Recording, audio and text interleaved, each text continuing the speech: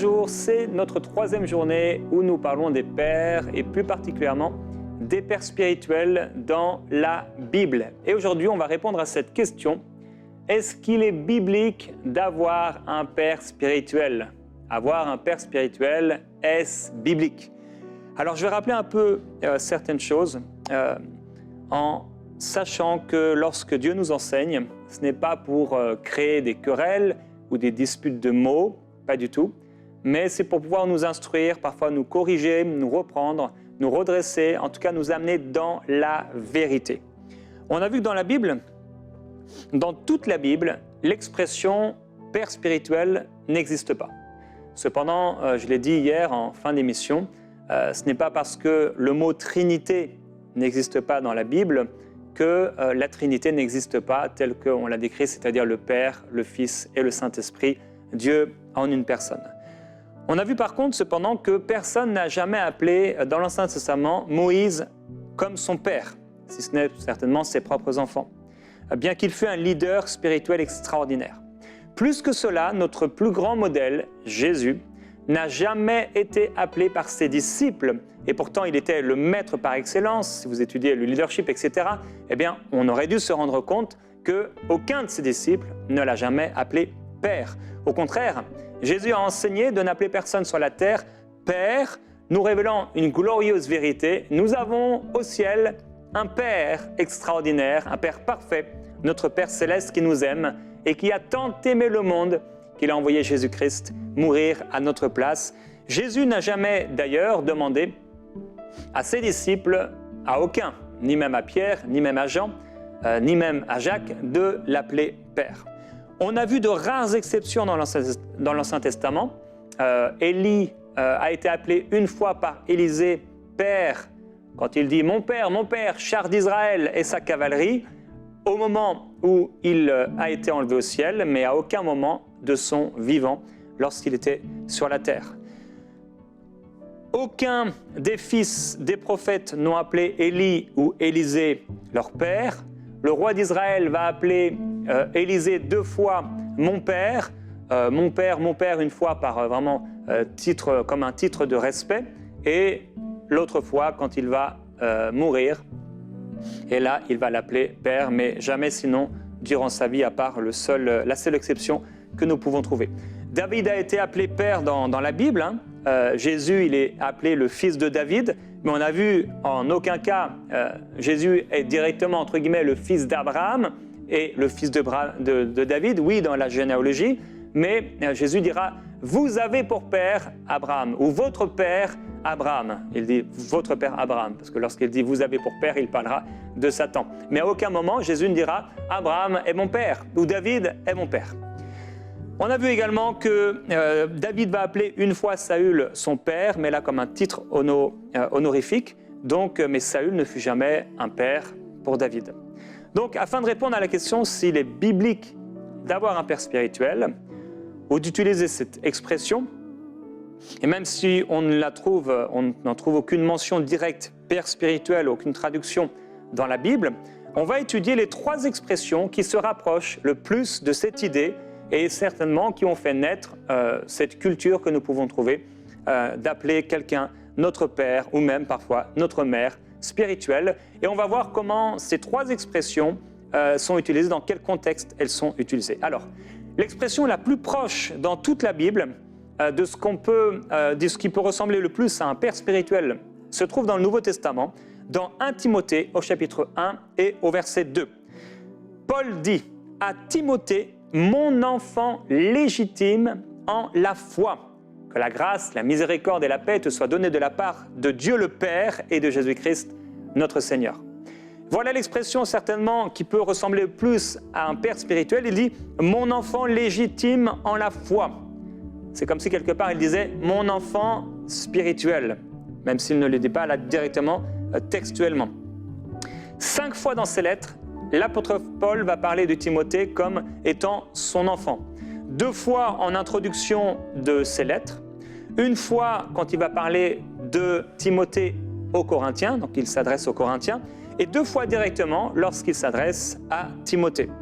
On peut donc conclure qu'il est possible pour un serviteur de Dieu de considérer quelqu'un comme un enfant dans la foi, ou on pourrait dire avec le langage d'aujourd'hui, un enfant spirituel. À noter cependant qu'il y a un contexte. Premièrement, Paul dit que Timothée est son véritable enfant, ou enfant légitime. Ce qui veut dire qu'il y a des gens qui peuvent utiliser le terme d'enfant dans la foi de façon illégitime. Deuxièmement, Paul dit que Timothée est son enfant, mais il ne dit pas qu'il est son père. Au contraire, dans la même phrase, il dit à Timothée, mon enfant légitime en la foi, que la grâce, la miséricorde et la paix te soient données de la part du Père, de la part de Dieu le Père. Donc, il a un père et Paul ne se fait pas appeler son père. Et il est pourtant son enfant. C'est la même chose qui s'est passée avec Jésus lorsqu'il était sur la terre. Jésus a été enfant, lorsqu'il était enfant, le fils de ses parents, mais Joseph n'est pas considéré comme son père. Troisièmement, les 2 fois où Paul s'adresse directement à Timothée en utilisant cette expression, « mon enfant », c'est pour l'encourager à payer le prix et à suivre son exemple, jamais pour lui demander quelque chose. Quatrièmement, dans la même lettre de Timothée, Paul dit à propos des personnes âgées, « Ne réprimande pas rudement le vieillard, mais exhorte-le comme un père », le même mot ici. Donc, l'apôtre Paul ne se fait pas le père exclusif de Timothée. Et en fait, pour ainsi dire, il ne se fait pas même pas le père de Timothée, puisqu'il renvoie Timothée à Dieu le Père. Paul mentionnera également une fois Tite comme son enfant légitime et également Onésime comme étant son enfant. Voilà pour la première mention qu'on peut retrouver qui se rapproche le plus de ce qui peut être un père spirituel, mais on voit que c'est plutôt un enfant dans la foi, un enfant spirituel. Deuxième mention qui peut se ressembler le plus à un père spirituel dans le Nouveau Testament. Il écrit dans Philippiens chapitre 2, verset 19 « J'espère dans le Seigneur Jésus vous envoyer bientôt Timothée, afin d'être encouragé moi-même en apprenant ce qui vous concerne. » Et il dit que personne ne prend à cœur ses sentiments pour partager, pour prendre à cœur sincèrement leur situation, que tous cherchent leurs propres intérêts. Et il dit, vous savez qu'il a été mis, que Timothée a été mis à l'épreuve en se consacrant au service de l'Évangile avec moi, comme un père, comme un enfant auprès de son père. J'espère donc vous l'envoyer. Alors, de la même façon que Paul a encouragé Timothée à exhorter les personnes âgées comme des pères, il dit qu'il a été pour lui comme un enfant avec son père. Mais Paul ne dit jamais qu'il est le père ou le père spirituel de Timothée. Mais que Timothée s'est consacré à l'Évangile, dans la tâche de l'Évangile, comme un enfant peut se consacrer à aider son père. Et on le trouvait encore plus à cette époque, dans beaucoup de métiers qui étaient manuels, l'enfant était là et il aidait vraiment son père. Et un enfant peut bien sûr aider dans la maison. Alors, qui est Timothée dans la vie de Paul ? Paul l'appellera dans tous les textes que j'ai étudiés, et j'ai étudié toutes les fois où on trouve le mot « père » dans la Bible. On a vu, je crois qu'il y a plus de 1500 fois.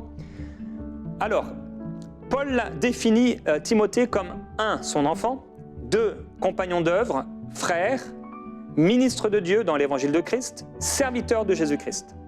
Luc, quant à lui, quand il va en parler, il va l'appeler une aide et un disciple. La rencontre de Paul avec Timothée, elle est particulière. Il est écrit dans Actes chapitre 16. Il se rendit ensuite à Derbe et à Lystre, en parlant de Paul. Et voici, il y avait un disciple nommé Timothée, fils d'une femme juive fidèle et d'un père grec. Les frères de Lystre et d'Icône rendaient de lui un bon témoignage. Paul voulut l'emmener avec lui, et l'ayant pris, il le circoncit. Comme Élie a pris Élisée à son époque, comme Jésus a pris les disciples à son époque, Paul prend Timothée à son époque. Il faut noter que Timothée était déjà un disciple lorsqu'il a rencontré Paul. Sa mère et sa grand-mère marchaient avec le Seigneur, comme on peut le voir dans Timothée, mais pas son père apparemment. Et Paul a dû prendre quelque part la place que son père n'a pas réussi à prendre. J'ai dit cette semaine que si nous avons eu comme père avec un S, ça peut être père, mère ou ceux qui nous ont éduqués, quelqu'un qui était un adorateur d'idoles, il ne peut pas être pour nous un père spirituel. C'est évident. Il a besoin d'abord de naître de nouveau et il a besoin de devenir un disciple et un homme mature ou une femme mature dans la foi. Et ça prend du temps. alors à ce moment-là, oui, il pourrait devenir un père spirituel. Et donc, comme Élie avec Élisée, Jésus avec ses disciples, Paul prend Timothée, et l'une des premières choses qu'ils vivent ensemble, c'est que Paul va le circoncire de ses propres mains. Je vous passe l'image, mais ici, on parle clairement d'intimité. Ils se connaissent, ils sont proches. Ils vivent donc une intimité et une proximité, et ils vont partager pendant des mois, pendant très longtemps, des aventures extraordinaires. Ils vont voyager pendant longtemps ensemble, ils vont vivre des temps forts. Paul va voir Timothée pleurer, il le dira, mais Timothée va voir également Paul pleurer, entre autres Actes 20-31. Paul va profondément former Timothée, qui d'ailleurs le lui rappellera dans 2 Timothée chapitre 3 verset 10, il dit « De ton côté, tu as suivi de près, donc avec une proximité, mon enseignement, ma conduite, mes projets, ma foi, ma patience, mon amour, ma persévérance, ainsi que mes persécutions et mes souffrances. » S'il a pu voir cela, c'est qu'il était là de près. Et Paul, pour moi, était présent au baptême de Timothée, 1 Timothée 6,12, et quand il a reçu son appel, 1 Timothée 1,18. Voici pour la deuxième mention donc, de ce qui peut ressembler le plus au terme ou à l'expression, au principe de père spirituel. Troisième mention de ce qui peut ressembler le plus à un père spirituel dans le Nouveau Testament, 1 Corinthiens chapitre 4, au verset 14. Paul écrit aux Corinthiens, il dit « Ce n'est pas pour vous faire honte que j'écris ces choses, mais je vous avertis comme mes enfants bien-aimés. Car quand vous auriez 10 000 maîtres en Christ, on a vu que le mot maître, c'est celui qui est utilisé pour Jésus, le rapport de Jésus avec ses disciples. Il dit à un moment, vous faites bien de m'appeler maître et Seigneur. Mais à aucun moment, les disciples n'appellent Jésus Père ou Papa. Vous n'avez cependant pas plusieurs pères, puisque c'est moi qui vous ai engendré en Jésus-Christ par l'Évangile. Je vous en conjure donc, le but de mentionner son statut, ce n'est pas pour recevoir quelque chose pour un intérêt personnel. Mais pourquoi il conjure et pourquoi il utilise cette expression de père? Il dit « Soyez mes imitateurs ». Pour cela, je vous ai envoyé Timothée, donc même pas lui-même, mais Timothée, qui est mon enfant bien-aimé et fidèle dans le Seigneur. Il vous rappellera quelles sont mes voies en Christ, quelle est la manière dont j'enseigne partout dans toutes les églises. Quelques-uns se sont enflés d'orgueil, comme si je ne devais pas aller chez vous. Alors Paul fait la différence entre un maître, comme Jésus pour les disciples, et un père. Il dit être le père de ceux qui appartiennent à l'église de Dieu qui est à Corinthe. Et il dit aussi dans cette lettre, je vous parle comme à des enfants. C'est la seule fois où Paul se présente ainsi. Et c'est dans le contexte particulier où les Corinthiens suivaient de fausses doctrines et également de faux prophètes. Alors il leur rappelle cette vérité. Je suis comme un père pour vous. Vous n'avez pas plusieurs pères. Et donc, il dit de Timothée qu'il est son enfant, bien qu'il soit, comme nous l'avons vu, le fils de quelqu'un d'autre. Si Paul peut même une seule fois se présenter ainsi, en disant, effectivement, vous n'avez cependant pas plusieurs pères, puisque c'est moi qui vous ai engendré en Jésus-Christ par l'Évangile, c'est que, en effet, on a le droit ou de se présenter ainsi, ou c'est qu'il en a le droit, ou plutôt l'expérience. Paul est en mesure de dire, en effet, « Je suis jaloux de vous d'une jalousie de Dieu, car je vous ai fiancé à un seul époux pour vous présenter à Christ comme une vierge pure. » Il dira ailleurs, « C'est vous qui êtes notre lettre, écrite dans nos cœurs, connue et lue de tous les hommes. » Non seulement il en avait, entre guillemets, le droit, mais c'était par expérience. 1 Thessaloniciens chapitre 2 verset 5, il dit « Jamais en effet nous n'avons usé de paroles flatteuses comme vous le savez, jamais nous n'avons eu la cupidité pour mobile, Dieu m'en est témoin. Nous n'avons pas cherché la gloire qui vient des hommes, ni de vous ni des autres. Nous aurions pu nous produire avec autorité comme apôtres de Christ, pas comme vos pères, mais nous avons été pleins de douceur au milieu de vous, de même qu'une nourrice prend un soin tendre de ses enfants. » Donc il prend l'image d'une nourrice qui est pleine d'affection pour ses enfants. « Nous aurions voulu, dans notre vive affection pour vous, non seulement vous donner l'évangile de Dieu, mais nos propres vies, tellement vous nous étiez devenus chers. Vous vous rappelez, frères, en effet, notre travail et notre peine, nuit et jour à l'œuvre pour n'être à charge à aucun de vous. » C'est intéressant. « Nous vous avons prêché l'évangile de Dieu. Vous êtes témoins, et Dieu l'est aussi, que nous avons eu envers vous une conduite sainte, juste et irréprochable. vous savez aussi, donc il y a la nourrice d'un côté, ce que nous avons été, pas seulement l'apôtre Paul, mais nous, pour chacun de vous, ce qu'un père est pour ses enfants. Donc c'est une image encore, une illustration qui est donnée, vous exhortant, vous consolant, vous conjurant, non pas de nous servir, de marcher d'une manière digne de Dieu qui vous appelle à son royaume et à sa gloire. Alors Paul écrit la lettre aux Thessaloniciens avec Sylvain et Timothée, et il ne dit pas que lui, Sylvain et Timothée, sont les pères spirituels des Thessaloniciens, mais que leur façon d'agir envers eux a été comme la façon d'agir d'un père envers son enfant. Et là encore, on découvre une profonde intimité et une réelle proximité avec ces gens. On a vu, et je l'ai dit, Jésus dit dans les évangiles, « N'appelez personne sur la terre votre père, car un seul est votre père. » Est-ce que ça veut dire que je ne peux pas appeler mon papa père ou papa? Non. Mais c'est que Jésus met en avant l'ordre divin, la primauté du Père céleste. Notre Père céleste, c'est Dieu. Notre Père spirituel, avant aucun Père sur la terre, c'est Dieu. Et Jésus nous encourage à faire attention à la manière dont on utilise cette expression parce que le Seigneur sait qu'il y a toujours des dérives. Lorsqu'il dit « n'appelez pas sur la terre, n'appelez personne directeur, parce qu'un seul est votre directeur », est-ce que jamais on devra appeler quelqu'un directeur? Non, mais c'est que jamais on devrait par exemple s'imaginer que notre directeur, celui qui gère nos salaires, nos finances, nos métiers, nos emplois, c'est un homme. Non, c'est avant tout Dieu. Alors, en conclusion, avoir un père spirituel, est-ce biblique? La réponse, c'est oui, mais avec mesure. Et j'ai noté 14 choses à respecter que je préciserai demain. 1. Ce père, cette personne qu'on considère comme un père, vous savez, il y a très culturellement, on peut appeler quelqu'un à papa, à père, les gens d'ailleurs m'appellent souvent ainsi. 1. Il ne remplacera et n'égalera jamais Dieu le Père.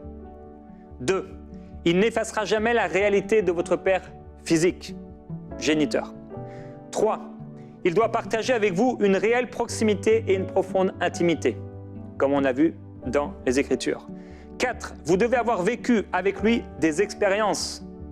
Aucune expérience avec lui, comment pourrait-il être votre père? Ou comment pourriez-vous le considérer comme un père? Il devait être présent dans certains moments forts de votre vie, peut-être à votre baptême, peut-être quand vous avez été rempli du Saint-Esprit, peut-être à votre mariage, à un moment particulier, peut-être lors d'une dispute ou des moments difficiles de votre vie, spirituelle ou ça peut être émotionnel, familiaux, etc. Vous devez le connaître de façon personnelle et il doit vous connaître de façon personnelle. Il doit avoir vu, septièmement, certaines de vos faiblesses et vous les siennes. 8. Il doit vous avoir formé dans la parole. 9. Il ne doit pas vous imposer de l'appeler Père. 10. Vous ne devez pas forcément l'appeler Père, mais par contre comprendre le principe. 11. Cette relation doit être née de façon désintéressée, de son rapport avec vous, de votre rapport avec lui, même si bien sûr vous allez recevoir de lui. 12. Dieu doit avoir établi cette relation spirituelle. 13. Il doit être conscient, bien sûr, de votre reconnaissance, de sa position dans votre vie. Sinon, comment pourrait-il être un bon père s'il ne sait même pas que vous êtes son enfant? 14. Il doit davantage vous apporter que vous ne lui apportez. Alors, certains prédicateurs pensent avoir des centaines ou des milliers de fils spirituels et ils s'en glorifient. Pour moi, ce ne sont pas des fils. Peut-être qu'un certain nombre d'entre eux sont des fils, ou plutôt sont comme des fils, mais ce ne sont pas tous des fils spirituels comme Timothée l'était pour Paul. Dans tous les cas, nous devons les considérer avant tout comme des disciples du Seigneur Jésus-Christ. Maintenant, peut-on appeler quelqu'un papa ou père spirituel? Oui, mais là encore, avec mesure et de façon équilibrée. En réalité, on le fera souvent pas d'une manière biblique, mais par tradition, tradition culturelle ou tradition religieuse. Ça peut être une tradition culturelle, donc d'un pays, d'une nation, qui s'est mis dans l'Église. Si vous utilisez cette expression, posez-vous ces questions. Est-ce que mon père partage avec moi une réelle proximité et une profonde intimité? Est-ce que j'ai vécu avec lui des expériences? Est-ce qu'il a été présent à des moments forts dans ma vie? Est-ce que je le connais de façon personnelle ou est-ce que lui aussi me connaît de façon personnelle? A-t-il vu certaines de mes faiblesses et moi les siennes? M'a-t-il formé dans la parole? Est-ce que c'est Dieu qui a établi cette relation? Est-il conscient que je l'appelle Père? Cette relation est-elle née de façon désintéressée? M'apporte-t-il davantage que je ne lui apporte? On parlera demain des abus et des dérives, et je reviendrai sur ces points, de ceux qu'on retrouve parfois chez ceux qui veulent être de pères spirituels pour les autres. Qu'ai-je dit aujourd'hui, en résumé? C'est que dans la Bible, on ne trouve pas l'expression père spirituel, mais on trouve cependant des termes qui s'en rapprochent. L'apôtre Paul dit « mon enfant légitime en la foi ». Il rencontre Timothée, qui est déjà un disciple. Sa mère et sa grand-mère ont marché avec Dieu, apparemment pas son père. Il prend quelque part une certaine place de père, j'imagine, dans le cœur de Timothée, qui devait certainement le considérer comme un père spirituel, sans même l'appeler père. Paul parle aux Corinthiens et il dit aux Corinthiens qu'il est leur père. Il pourrait avoir 10 000 maîtres, mais ils ont un seul père parce qu'il les a engendrés en Christ. Mais là encore, il ne se fait pas appeler père, il ne demande pas qu'on l'appelle père. Il dit qu'il a été comme un père. Et il y a donc un équilibre et beaucoup de sagesse à utiliser cette expression de père spirituel. Je crois qu'un père spirituel, ou celui qu'on considère comme un père spirituel, n'a pas à demander à des fils ou ceux qui considèrent comme des fils de l'appeler père spirituel, mais les choses doivent se faire d'une manière saine et surtout d'une manière biblique et d'une manière divine. Oui, on peut avoir ce rapport de quelqu'un qui est une grande source de bénédiction dans notre vie et que nous reconnaissons comme un père spirituel, mais avant de le reconnaître comme un père spirituel, peut-être il est simplement pour nous un modèle, peut-être qu'il est simplement un maître, on n'utilise plus cette expression aujourd'hui, mais en fait un enseignant. C'est l'un des 5 ministères que Dieu nous a donnés. On a peut-être manqué de repères, on n'a peut-être pas eu un père spirituel, ou on a eu un père qui était absent, c'est la même chose pour la mère.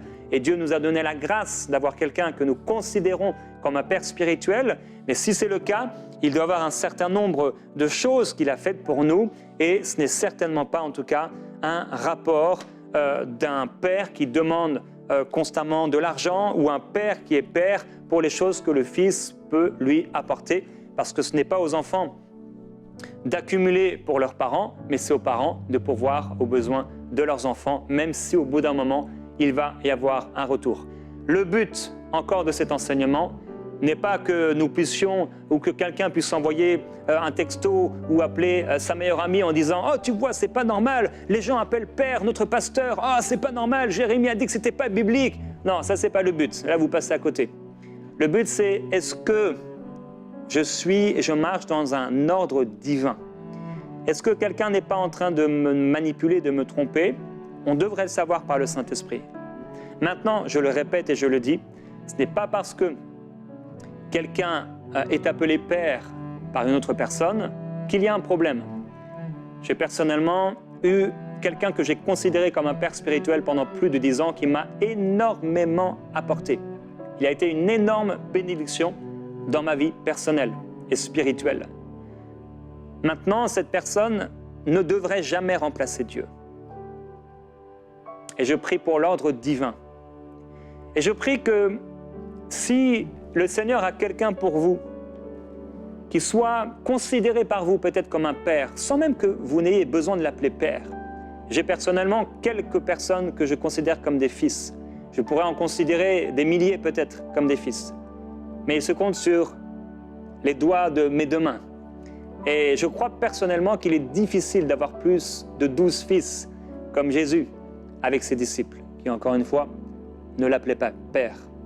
Parce que ça demande beaucoup d'engagement, beaucoup de partage, beaucoup de discussions, beaucoup de charges. Alors je prie, Père Céleste, pour encore ton ordre. C'est toi qui veux ramener le cœur des pères vers les fils et le cœur des fils vers les pères. Ce que tu veux, Père, c'est que nous puissions marcher d'une manière digne de ton royaume. On a vu aujourd'hui que les apôtres nous enseignent que nous avons un Père. Tu nous as enseigné, Seigneur Jésus-Christ, que nous avons un Père céleste, qui est notre Père spirituel par excellence. Tu es notre Père. Mais je prie, Père Céleste, que s'il y en a qui considèrent quelqu'un comme un père ou comme une mère spirituelle, que ce soit saint, que ce soit juste, que ce soit bon, que ce soit approuvé de toi. Et je prie, Père, que s'il y a des excès dans ces rapports des fils avec les pères et des pères avec les fils, que cela soit rétabli, restauré, guéri, que cela puisse marcher d'une bonne façon, un bon fonctionnement comme tu l'as voulu, afin qu'il n'y ait pas d'excès, d'esprit de contrôle, de manipulation, de tromperie. Et que comme Paul a été comme un père et les apôtres pour plusieurs croyants, en se donnant, en montrant l'exemple, je prie que les pères et que les mères puissent montrer l'exemple, non pas en étant des gens qui demandent et qui réclament et qui attendent, mais des gens qui donnent. Je prie, Père Céleste, s'il y a des frères et des sœurs que tu appelles et tu veux créer des relations particulières avec une personne, afin que ce soit bénéfique pour leur vie spirituelle. Alors je te remercie d'envoyer vers ces personnes quelqu'un qu'ils pourront considérer comme un père spirituel ou une mère spirituelle et qui sera pour leur vie d'une grande bénédiction parce que ce père ou cette mère les amènera vers toi. Je prie pour l'ordre divin dans nos églises, dans nos ministères. Merci pour les 5 ministères que tu as envoyés pour nous. Merci pour le ministère pastoral qui est un berger et qui est un modèle pour les croyants. Je prie que les rapports soient sains et soient justes. Je crois, Père, comme je l'ai dit cette semaine, ton but n'est pas de nous éloigner d'une relation que tu as toi-même créée, mais que chacun des deux côtés, dans nos rapports l'un avec l'autre, puisse bénéficier du meilleur afin de pouvoir vivre pour toi dans la sainteté, dans la pureté, dans l'obéissance et dans la vérité. Alors Père, merci pour ta parole qui est reçue aujourd'hui. Je prie qu'elle puisse être bien comprise et qu'elle puisse porter de bons fruits. Que les excès arrêtent, que l'esprit de contrôle disparaisse, soit brisé au nom de Jésus-Christ. Et je prie pour ceux qui sont manipulés par des hommes, des faux ouvriers. Vous êtes contrôlés, on vous demande constamment de l'argent. Pour une prière, on vous demande de payer. Eh bien, c'est faux, ces choses-là. C'est une erreur, c'est une hérésie. Soyez libérés au nom de Jésus-Christ de cet esprit de contrôle et faites les choses d'une bonne façon à partir de maintenant. On peut faire des erreurs dans le ministère, on peut faire des erreurs en tant qu'enfant. Maintenant, il est bon d'obéir au Seigneur et je prie que la sagesse vous soit donnée. Demain, je vais continuer à partager et je vais préciser les choses dont j'ai parlé aujourd'hui. Ça va être très intéressant. Je vais parler des abus et des dérives qu'on peut trouver dans ces rapports père-fils, fils-père, afin de vous rapprocher du Seigneur et de votre Père Céleste qui a tant de choses à vous communiquer et un amour profond à vous partager. Dieu, le Père, vous aime. À demain dans Prière Inspirée.